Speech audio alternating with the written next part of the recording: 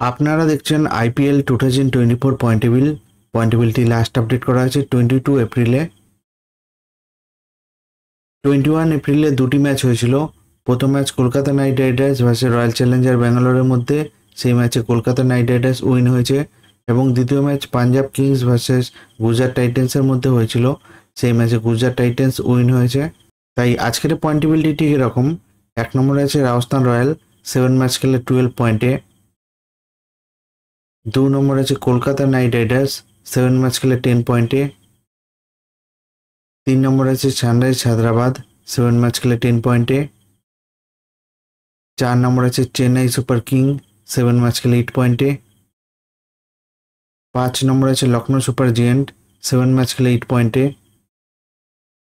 6 নম্বরে আছে Gujarat titans, 8 match খেলে 8 পয়েন্টে। 7 নম্বরে আছে মুম্বাই ইন্ডিয়ান্স, 7 ম্যাচ খেলে 6 পয়েন্টে। 8 নম্বরে আছে দিল্লি ক্যাপিটাল, 8 ম্যাচ খেলে 6 পয়েন্টে।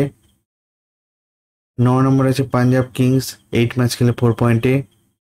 10 নম্বরে আছে রয়্যাল চ্যালেঞ্জার ব্যাঙ্গালোর, 8 ম্যাচ খেলে 2 পয়েন্টে।